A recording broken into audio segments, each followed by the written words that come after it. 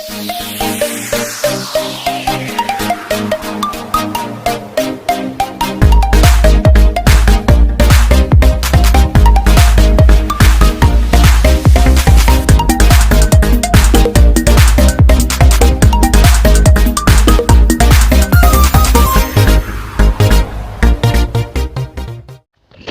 Friends, स्वागत है आपको हमारे चैनल सीटेट गुरु में। तो चलिए पहला क्वेश्चन शुरू करते हैं। पहला क्वेश्चन है, निम्नलिखित में से कौन सा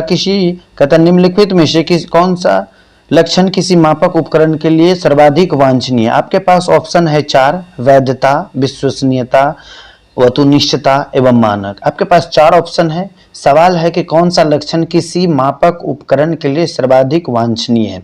चलिए इसका आंसर देखते हैं। तो इसका आंसर हो जाएगा बी। तो इसका आंसर बी हो जाएगा। और बी में है विश्वसनीयता। तो विश्वसनीयता क्या है? जो किसी लक्षण की मापक उपकरण के लिए सर्वाधिक वांछनीय है।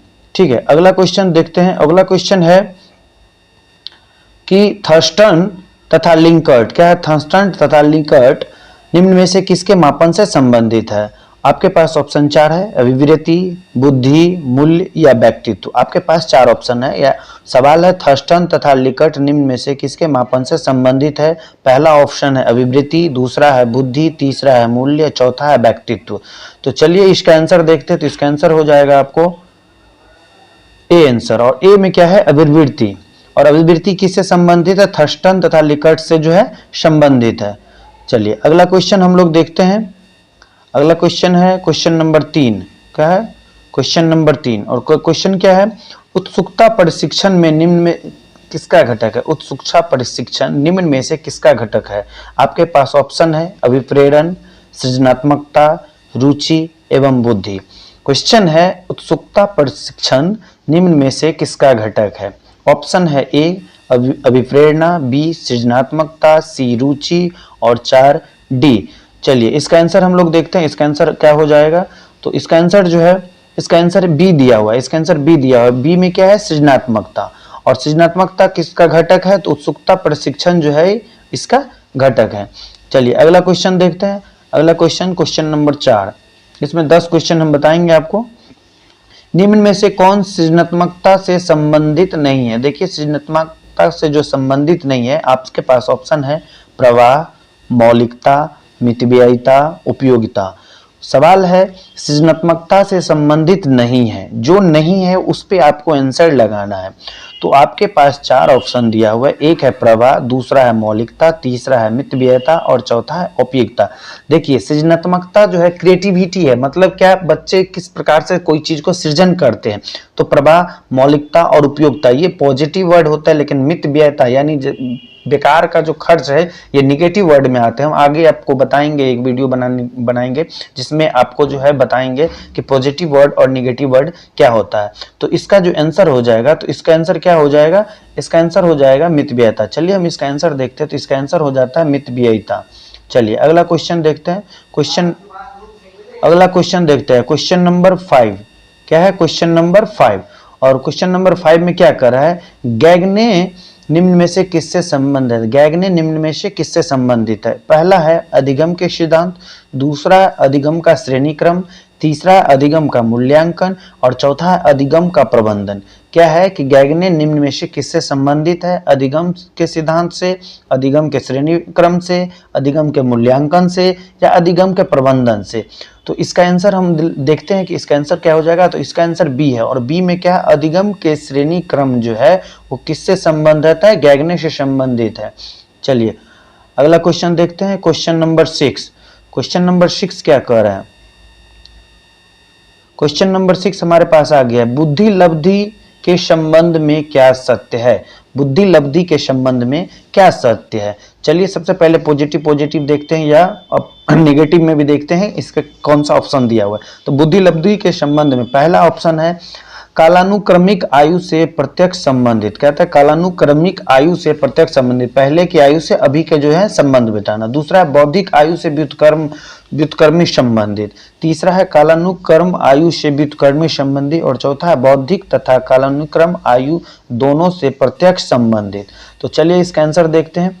इसका आंसर हो जाएगा आपको, इसका आंसर आपका हो जाएगा डी आंसर। ठीक है, इसका आंसर डी हो जाएगा। आप लोग कमेंट बॉक्स में कमेंट करें कि इसका आंसर क्या होगा। चलिए क्वेश्चन नंबर 7वां देखते हैं। क्वेश्चन नंबर 7 में क्या आता है, 16 पीएफ का प्रयोग 16 पीएफ का प्रयोग किसके मापन के लिए किया जाता है? 16 पीएफ का प्रयोग जो है किसके मापन के लिए किया जाता है?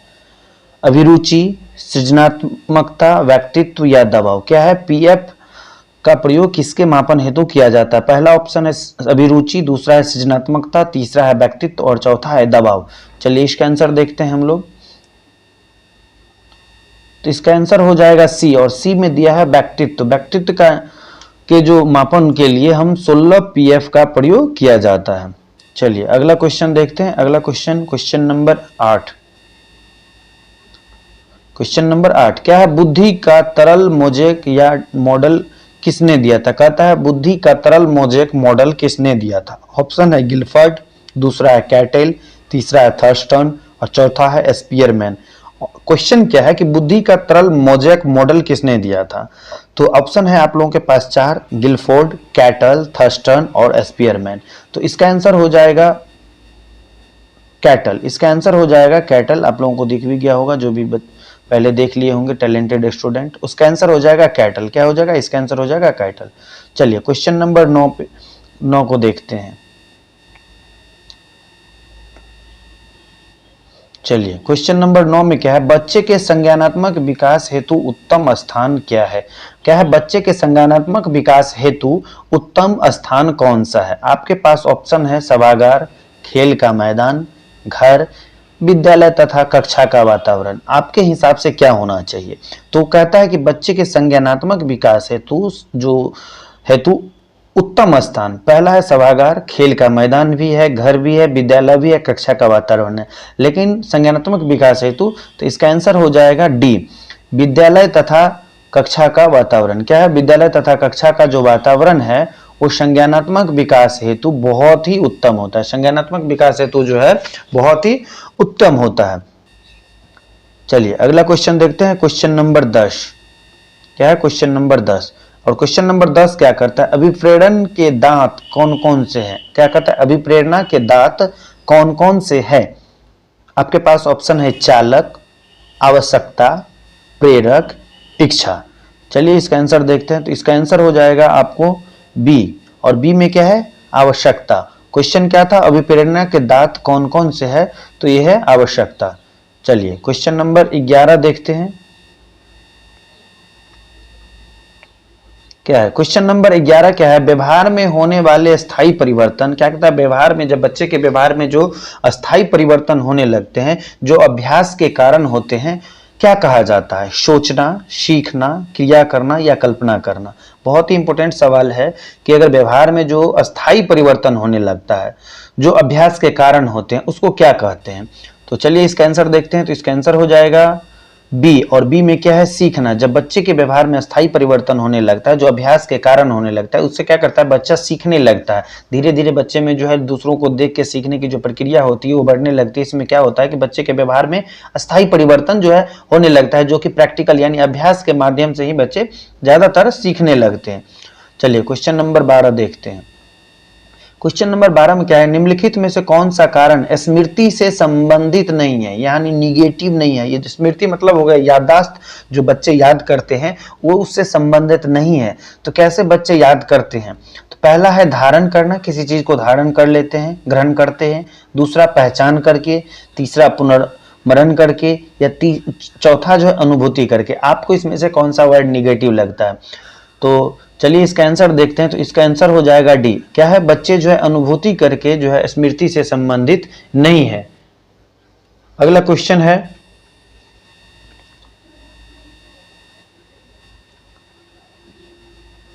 क्वेश्चन है मैस्लो के अभिप्रेरण सिद्धांत को क्या कहा जाता है? क्या है, मैस्लो के अभिप्रेरण सिद्धांत को क्या कहा जाता है? तो आपके पास ऑप्शन है शारीरिक सिद्धांत, आवश्यकता का सिद्धांत, दृढ़ इच्छा शक्ति का सिद्धांत और चौथा अंतर्नोद का सिद्धांत। देखिए मैस्लो के अभिप्रेरणा सिद्धांत जितने भी वैज्ञानिक है जिन्होंने जो है अपने अपने सिद्धांत दिए हैं, अपने अभिप्रेरण दिए हैं, जितने भी उनके कारक है, उसको आप एक अलग अलग टॉपिक वाइज आपको पढ़ना पड़ेगा। ठीक है, तो यहाँ चलिए हम यहाँ पे आंसर देखते हैं कि क्या हो जाएगा। तो इसका आंसर जो है, एक मिनट, तो इसका आंसर जो है हम लोग देखते हैं, तो इसका आंसर हो जाएगा आपको बी। और बी में क्या है, आवश्यकता का सिद्धांत जो है, मैस्लो के अभिप्रेरणा का सिद्धांत कहा जाता है। आवश्यकता के सिद्धांत को मैस्लो के अभिप्रेरणा सिद्धांत को कहा जाता है। चलिए अगला क्वेश्चन देखते हैं, क्वेश्चन नंबर 14। क्या है, क्वेश्चन नंबर 14, और क्वेश्चन है, प्रधानाध्यापक या वरिष्ठ शिक्षक के लिए विद्यालय में कौन सी नेतृत्व शैली बेहतर है।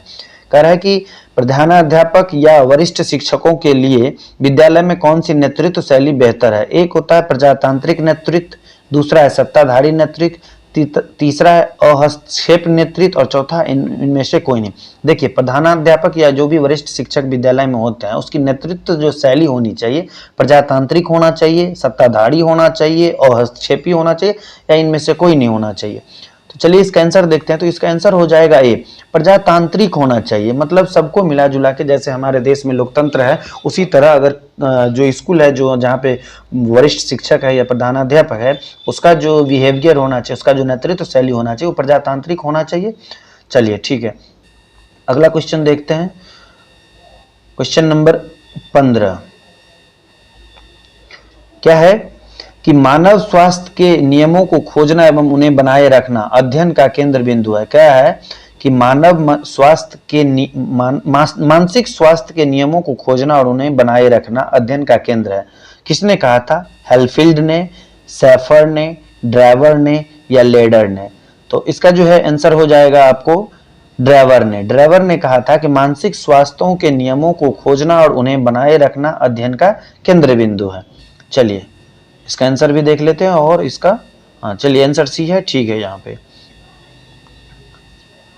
चलिए क्वेश्चन नंबर 16। क्वेश्चन नंबर 16 का, चेस तथा कार्ड को निम्न में से किसमें वर्गीकृत किया जा सकता है।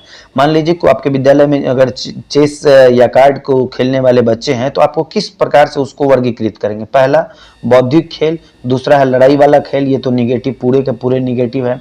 प्रायोगिक खेल, प्रैक्टिकल खेल तो है नहीं, ये साइंस का जो है सवाल है ही नहीं कि आपको प्रैक्टिकल करवाएंगे। या गतिमान खेल, ये तो दौड़ने वाला खेल है नहीं, क्रिकेट या फुटबॉल या कबड्डी है नहीं। तो ये जो है बौद्धिक खेल है। चेस तथा कार्ड को निम्नलिखित में से किसमें वर्गीकृत किया जा सकता है, तो बौद्धिक खेल में हम लोग वर्गीकृत करेंगे।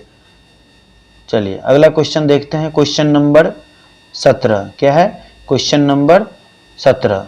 क्वेश्चन नंबर 17 में क्या करता है, अभिवृत्ति संप्रत्यय है। कहता है अभिवृत्ति किसके संप्रत्यय है, मतलब बराबर है। तो क्रियापरक, संज्ञान परक, संवेगात्मक परक, या ये सभी। देखिए और बहुत ही इंपॉर्टेंट क्वेश्चन इस टाइप से अभिव्यक्ति होता है ना, बहुत ही इंपॉर्टेंट क्वेश्चन, मूल्यांकन, सतत विकास, समावेशी, सृजनात्मक, इस टाइप के सवाल बहुत ही इंपॉर्टेंट होते हैं। तो अभिवृत्ति का संप्रत्यय होता है क्रियापरक, संज्ञान परक एवं संवेगात्मक परक। इसका आंसर डी हो जाएगा सभी। चलिए क्वेश्चन नंबर 18 देखते हैं। क्या है, क्वेश्चन नंबर 18। क्या कहता, मनोविज्ञान के अनुसार, मनोवैज्ञानिकों के अनुसार अमूर्त चिंतन की योग्यता है। मनोविज्ञानों के अनुसार जो बुद्धि है वो अमूर्त चिंतन की योग्यता है। दूसरा है सीखने की क्षमता है। तीसरा है या तो बी या तो ए। क्या है यहाँ, या तो बी या तो ए है। और चौथा है बी या डी। चौथा में क्या है, बी और ए, यानी दोनों है। देखिए ऑप्शन आपको घुमा के देता है, मनोविज्ञान के अनुसार बुद्धि क्या है, अमूर्त चिंतन की योग्यता है या सीखने की क्षमता है। आपके पास दोनों ऑप्शन दिया है, और एक में पूछ दिया है या तो बी या तो ए। या तो बी सही है तो ए गलत है, ए गलत है तो बी सही है। दूसरा है बी और ए दोनों। तो चलिए इसका आंसर देखते हैं। तो इसका आंसर जो है आपको हो जाएगा डी। इसका आंसर हो जाएगा डी, ए और बी, या बी और ए जो है दोनों मनोविज्ञान के अनुसार जो है, मनोविज्ञान के अनुसार बुद्धि अमूर्त चिंतन का योग्यता है एवं सीखने की क्षमता है। चलिए क्वेश्चन नंबर 19 देखते हैं। क्वेश्चन नंबर क्या है, 19 देखते हैं। क्वेश्चन नंबर 19 में क्या है, प्रेरणा का वही संबंध उपलब्धि से है जो अधिगम से है। बहुत ही इंपॉर्टेंट क्वेश्चन, ये VVI क्वेश्चन है। ये क्वेश्चन आपको फिल इन द ब्लैंक्स के जो क्वेश्चन आएंगे उसमें इसी टाइप से क्वेश्चन रहते हैं। क्वेश्चन है कि प्रेरणा का वही संबंध उपलब्धि से है जो अधिगम से है। क्या क्या, प्रेरणा का वही संबंध उपलब्धि से है जो अधिगम से है। तो ऑप्शन है चिंतन, तर्क, बोध या विवेक। देखिए 4 प्रकार के ऑप्शन है, इसमें कहीं आपको निगेटिव वर्ड नहीं मिलेगा, ठीक है, कहीं निगेटिव वर्ड कोई भी ऐसा निगेटिव नहीं है, लेकिन प्रेरणा का वही संबंध उपलब्धि से है जो अधिगम से है। तो ऑप्शन ए चिंतन, तर्क, बोध और विवेक। तो इसका आंसर जो है, इसका आंसर हो जाएगा आपको सी, और सी में क्या है, बोध। देखिए प्रेरणा का वही संबंध अधिगम से है जो बोध से है। किससे है, बोध से है। अगर आप यहाँ तक आए हैं, वीडियो अच्छा लग रहा हो तो हमारे चैनल को सब्सक्राइब करें। थैंक यू, धन्यवाद। चलिए अगला क्वेश्चन देखते हैं,